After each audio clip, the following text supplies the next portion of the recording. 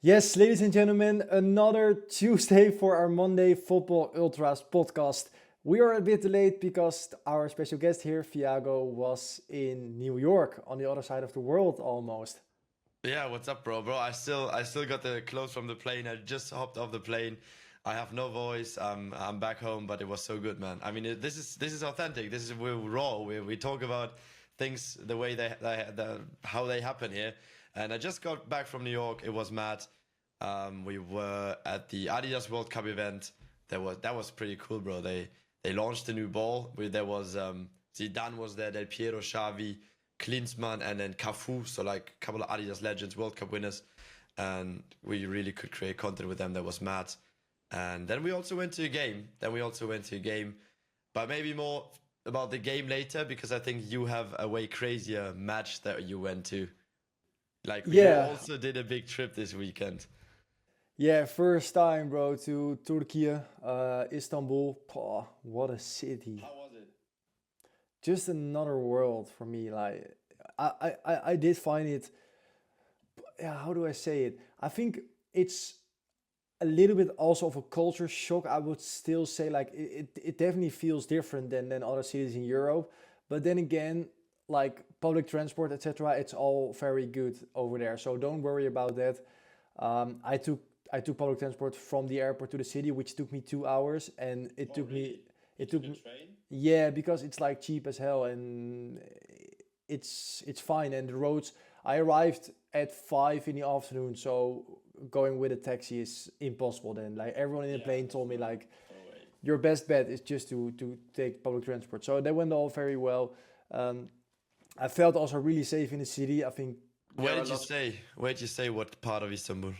I stayed in the suburb of Gayrettepe. It's Okay. like Oh, I've never close been to there. Ramspark. Oh, that's like not even really in the city, right? No, it's like 3 stops with the That's nice. M2 line from Taksim Square. Yeah, okay. That's all right. So you walked to the stadium? No, no, no. I took M2 line. Like it's really also Okay. after the game. I stayed, of course, till the final whistle, and then I did make my way to the metro. But it's all very, very well organized. Like sometimes in Germany, I feel like it's a complete mess with the S-Bahn to from the stadium towards the city. But I think it was even better here in Istanbul. So Germany, work on your public transport. That's crazy, bro. You had a good experience. I had the worst experience there getting back from any stadium ever and to any stadium ever when I went to Ramsbach. Because the something about the metro wasn't working when we were there. So Mm, we were looking for an Uber for 1.5 hours outside the ground. We were the last people yeah. there. There was only police officers and then us, and it was so cold. And then I think we got home like 3 hours after we was like kind of started looking for a taxi. And it also took us 3.5 to get there. So that's crazy how like different experiences can be. Then you had a good experience. Love that. Yeah, I think also a bit lucky then about that. For like the match, also going to the stadium, I highly recommend everyone to arrive at least 2 hours before kickoff, especially when it's your first time, because then you have to collect your ticket there, and it's just an absolute mess. And that's what I also mean with like a culture shock. Things there are just a bit outdated, I would say. Like you have to get a card. I think it's also due to safety reasons because there have been so much violence, but I've never seen anything like it. Like there are like 8 of those, yeah, loquets, I would say, and like the people have to search on an old computer your name, and oh my days, yeah, it was a complete When you mess. pick up the ticket, yeah. Yeah, I think there were like three, Yeah. 400 people waiting, and yeah, I think we waited for 1 hour and then made our way in. Then there are three, four security checks. They will say a power bank is not allowed, but I managed to sneak it in You because, managed to sneak it in. yeah, Oh, I bro, had to give up my very precious power bank, bro. I lost it there. How did you sneak it in? once an ultra, always Through an normal ultra. fans. No, I just put it like in my ball sack. Oh, fast. Oh, no way. Cause like Okay. at the third check, and that was what I was afraid of because the guy I was with, I was like, no, you can put it in your shoe. But at the third check, they were also pressing my shoe, you know. So if I had put it in my shoe, then he was gonna be like, why the fuck do you put a power bank there? And those are like people with gun with like rifles, right? For us, that was the case. Like they are Yeah, heavily so armed, so you don't want to mess with them. no, no, no, and it's all police that checks you. So it's one of the heaviest checks I've ever had. And also my mics, like this mic is like this, but they were like at every check I had to convince them like I'm here for work and I use it as work, but Yeah. it took me 5 minutes to negotiate with them because they were like, yeah, why do you need this? And then I showed my channel and they were like, okay, walk on. That's cool, man. You got the Yeah. YouTuber bonus then. I don't know. Maybe it could have also worked against me if I met the wrong guy. But I chose also like a bit of a younger guy in the security line. I don't know, bro. I just took all the minimum risk I could get in the line. And then inside, I think I was 1 hour before kickoff. Home fans weren't there. Like the stadium was pretty empty, but the away end was already completely full. Like Besiktas fans, and I've never seen anything like it than the Besiktas away fans. I think they are the best away fans I've ever seen in my life. It's unreal what they do. No, it's like it's just like really loud chanting and jumping and making sounds. Yeah, so they came 1-0 up, deserved. Davinson Sanchez, he played for Ajax, Europa League final, Spurs. He was dreadful. He started the game with three mistakes in the passing, and then he took a red card. Like it was the most obvious red card. And we watched him as well in Frankfurt, so he's not having a good Do time you right now. imagine? Do you imagine there was not one Turkish fan who said, "Hey, that's not a red card"? Like everyone in the stadium agreed it was a red card. So obvious it was. We're just mad at him, I guess. But you got lucky, man. You witnessed the Gala goal as well. How were the limbs then? Was it crazy? No, it was really good. Like the explosion after that goal, and also how their goal tune, something also I've never experienced before like it. So that was really good. Then when I went, wow, I'm so mad. You got a good experience, man. Yeah, I think I had the best, just the most average experience. I do have to say the things why it would never be in my top 3 or top 5, the atmosphere of Galatasaray, is because they don't really have a lot of chance and also the variety of songs, etc. It's a bit like the same. It's a bit robotic in that way, and they like what they have is really impressive. So you feel really intimidated when you're in the stadium, and also as a player, it goes really loud, and they're whistling for 70 minutes when the opponent has the ball. Like that is all very impressive and intimidating, but in terms of atmosphere, it felt a bit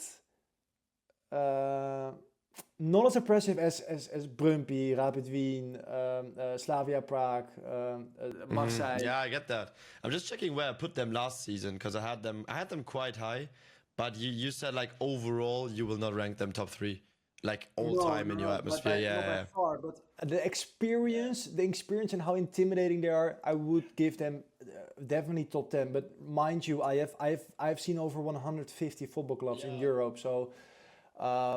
But I think even Panathinaikos has better fans than. Hey, that's a good call, bro.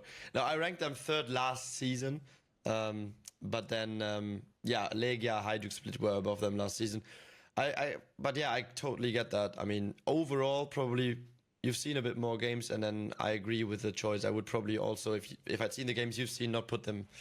Yeah, maybe like lower top 10. But yeah, it makes. I would even put. I've been to HSV St. Pauli. HSV has a way more impressive atmosphere than Galatasaray. But again, You opened a good topic there, HSV. We need to talk about that later, because I need to. But again, mind you that Galatasaray, there were some moments in the game where I was like, this is the loudest environment I've ever been in. So, like, I don't want to be like, oh, it wasn't good. It was really good. It was top 10 atmospheres I've ever been to. But I also want to be honest in this podcast, and I think for the best atmosphere, you don't need to travel all the way to Istanbul. It is a lot of hustle, etc., but it is a once in a lifetime experience. So if you can go there and go to a game, like it's also pretty easy to arrange it. So do it. Yeah, that was also the part that stood out for me. The noise level is just incredible. But I agree in terms of the variety of chants. There was no choreo, was there? Also, no choreo, no pyro. That's just a thing that's kind of lacking. But the noise, pure noise, it was maybe the loudest I've seen. Yeah, and also what I love, let's be positive, because I also want to talk about the positive things. What I loved, everyone in the stadium stands, even the VIP section. So that's what I really love. when they do something, the whole stadium does it. So that's also a really positive side. The third thing is they all have scarves, so it's also very intimidating with that. Yeah, Oh, yeah, this one is just yeah, yeah. insane. I So think when before the they, game, but also yeah. with the goal, they have the chant of Feyenoord at the Kuip when they score. It goes like, "Tuh, tuh, tuh, tuh, tuh, No, tuh, yeah. tuh, tuh, tuh." That was, I only, yeah, like, I've only seen that on video, but yeah. and then you see like the away fans stand like with silence like this, watching it. It's just impressive. But the one thing I was surprised most with, the two things: one, Besiktas away fans, one of the best away fans I've ever seen, and two, how the whole stadium is one big atmosphere stood out. But the things I was a bit disappointed by was no Creo, no Pyro, and also with warm up, etc. It wasn't really like a big derby was happening. You're like when you were at HSV St. Pauli, like the whole stadium is full. They're chanting towards each other. Didn't really happen at Gala Besiktas. So Also, the away fans are also like similar to Bayern. They're very like they're only in the upper stand, very far into that corner. It's not a great away end, I think. But yeah, yeah, no, that's I probably. think it's a good way to create atmosphere because it's like Do you one big reckon? Yeah, crowd. you're under the roof, but I'm never really a fan of away ends that like I'm a fan of away ends that go down to the pitch level, so players, even the away fans, can celebrate with their players. But that's the case with some big stadiums. But that's really it's a similar experience you had than to Um, like when I went there. So we definitely agree there. yeah, No, but nice, bro. I've now been to Galatasaray Besiktas, but maybe the atmosphere in New York was even better. Pah, bro, I don't really think so. I mean, it was. I mean, it was nice. We were. I'll be honest. We got a call from Red Bull, and they invited us. Okay, now I know like German traditionalists. We were like, oh, you got invited by Red Bull. But I mean, in the US, it's a bit different. You know, like every team is owned by a big company there, so don't really see an issue there. It was a really nice atmosphere there. In terms of like the people, they welcomed us really well. A lot of people actually were outside the ground creating content, doing live streams. So it's a big like content creator scene around that club, Oh which wow. surprised me. Like a lot of people like doing like match day vlogs or like documentary or like reporting about the club, and they really like a lot of people recognized me there, which was really cool. Some people gifted me shirts and stuff. In general, New York, like so many people saw like recognized me there. Really appreciate that, lads. Oh wow. But obviously, it was the last match of the regular season of MLS, which we weren't aware of before. So now it's playoffs, and Red Bulls, they were in the final last year, and now they didn't make the playoffs, and it was like clear they couldn't make the playoffs anymore. So it was like bit of a dead atmosphere. Obviously, there was maybe they have a really nice stadium, 25,000, really modern, pure football stadium, which is rare in the US. Like New York City FC, which are owned by the City Group, they play in the Yankees baseball stadium. Yeah, so that's like so shit because they don't have like the upper stands are never open. They're building a new one now, so in the US it's kind of rare to have that. But obviously it was only like maybe like 10, 12,000 people there, maybe 15,000. Usually they have like 20K average attendance, which is more than Red Bull Salzburg, to be fair. So it's interesting. They had Henri. That's like a in the US. It's kind of a big club, like traditional club, if we can say that. It was a good experience, I don't man. think you can say that, but For US standards, it's like because they were big like 15 years ago. They had Henri. They've won the MLS before and stuff. So for US standards, of course, it's never comparable to an Istanbul derby, but it was a completely different world. So no, it was good, man. It's in New Jersey though. They play in New Jersey. You drive like over an hour there. Traffic is insane, but it was good to be there, man. We got pitch access and everything. So yeah, I'll take it. First time watching an MLS game in the US for me. Only watched it in Canada nice. before, and they have two ultra groups. Like I think one's called like Vikings Army, and the other one Empire State Army or something. Who, to be fair, was small groups and obviously completely different to Europe. But they had drums. They had like 90 minutes of chants, even though it was like 50 people. But they sang all game. Respect that. And there was even like placed Cincinnati, who were already qualified for the playoffs. So like opposite, they were like second. So both of them were playing for nothing. But even the Cincinnati fans had some chance. There was a few traveling fans. It's obviously a very, very like small scale and compared to Europe. But no, MLS has some good fan bases. Maybe New York Red Bulls is not the biggest, but it was a good experience.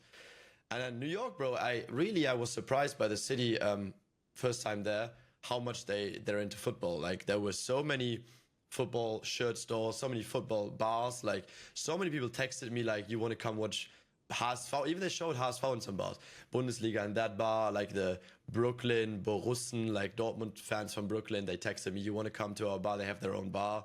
Every kind of European team has their own bar there with their own fan club, which was pretty cool. And we even in like some parks, we were in Queens, New York, Queens. In like Flushing Meadows, where they also play the US Open, at like right next to that stadium. There's like a big park, Flushing Meadows, pretty famous, and they hosted football tournaments there. Like all the Latinos came there, the like Argentinians, Brazilians, Mexicans, whatever, Central Americans, Caribbeans, and they all hosted like football tournaments with barbecues, with big music. So it was a vibe, bro. New York is full of football. You wouldn't really expect that. Yeah, it is growing. I'm really excited. It's gonna be huge, bro. So I'm kind of thinking now. We talked a lot about the World Cup. I met up with Zealand, who was on our podcast before. We had a good night out with him. Maxwell, another US YouTuber, showed us around, and they were all like, "Yeah, New York's gonna be mad next season because whoever is like playing there, they have communities from every country. So even if it's like Uzbekistan against, I don't know, Iran or something, like there will be 20,000 people from Uzbekistan in New York, and they will all gather. Like for every single nation, the city's gonna be packed. So I think the vibes there. I'm thinking about basing myself there next summer, if we can travel there, because I think it's a good spot. You got Boston, you got Philadelphia, and New York, all kind of close. So if you stay in New York, you can watch a lot of games. I think it's gonna be a nice summer. Amazing. And then we also had the best possible weekend in terms of our teams. Yes. How is it possible? That's what I love about football. Like I watched HSV play 3 weeks ago against St. Pauli, and I was texting Finn like this team wouldn't even survive Dritte Liga. Like they wouldn't even survive the third league. Okay, that's you are exaggerating, bro. But that was our worst. Yeah, third division is kind of crazy. But I agree, that was second division performance at best from us against St. Pauli. To be fair, that was the worst game we've played in years. And then but you picked the worst game, bro. 4-0 against Mainz. And then you can say, but Mainz play Europa Pokal, but losing 4-0 against HSV is just like, you cannot make excuses for that, especially early in the season. You can, because, I mean, it's not a shame to lose against Hamburg, right? The best and biggest club in the north of Germany, officially the best now, after 7 years, we're the best. We're above Bremen, above Pauli. Do you know how big, like, Pauli, that's so cool. They beat us deservedly, and they had such a big mouth. 7 points after 3 games. We had 1. Now, we have 8 points, and they still have 7. And I told you, St. Pauli, I'm saying it again, St. Pauli are going to get relegated from the Bundesliga this season. I stick to that opinion. And also, what did I predict? VfL Wolfsburg is going to perform shit. And what are they doing? They're now doing really shit. But but so many St. Pauli fans texted me, "Do you want to reconsider your prediction after 3 games?" And I was like, no. I made that prediction. I got to stick with it. And they lost 3 games since. I think they will get relegated, and I think they will finish below us. So let's see. I think we're now really in form, and you have to come back, bro. After you have to come back for another home game, bro. Because we had the 3 best players we didn't have when you came, yeah? We will do something with Manu. Köln HSV. Because you won as well. You're doing amazing, bro. So good. If Köln plays HSV, we definitely win that game. Let's see. Let's see about that. El Mala is fucking insane, bro. Bro, away game at Hoffenheim, it's a home game because there were 8,000 Köln fans. It's always like that. Failed to deliver. It's like when you play Hoffenheim away, it's always a home game. For the traditional clubs. Like it's always home game. For people to understand it, like the stadium has, I think, a capacity of 25k, 30k. Yeah, around that. And what I do love about Hoffenheim is that they allow it. So yeah, there are like 8, 9, 10,000 away fans of every big club in Germany. Always. Like, imagine going on that away day. It's just so massive. It's always like that. When Frankfurt came there, I think Frankfurt even brought like 15k or something. So it's very often the case that not just a lot of away fans, but the away fans outnumber the home fans. It's very often the case. Because for those that don't know, Hoffenheim or they play in Sinsheim, which is a very small town, 20k people, something like that. Hoffenheim is even a smaller village of like 3k people or something. So it's normal. They won't fill it. Even for Champions League matches, they played Champions League, they didn't fill it. So it's a very easy task for the big clubs in German football to easily have a home game there. Köln as well, and Yeah. you got 10 points now, right? Yeah. It's big, bro. Like, I'm really excited. We're both staying up. We're easily staying up. So let's see, Yeah. bro. Let's see. Yeah, I also hope Köln can do something against Bayern in the DFB Pokal, but Oh yeah, Bayern is just a cheat code. Bayern are easily winning the league, bro. They have a crazy start. Unless one or two of their key players get injured, I don't see the depth Then there. even But the still, starting 11 is insane. Starting 11 could win the Champions League if they all stay fit. Just comes yeah, down to that. yeah.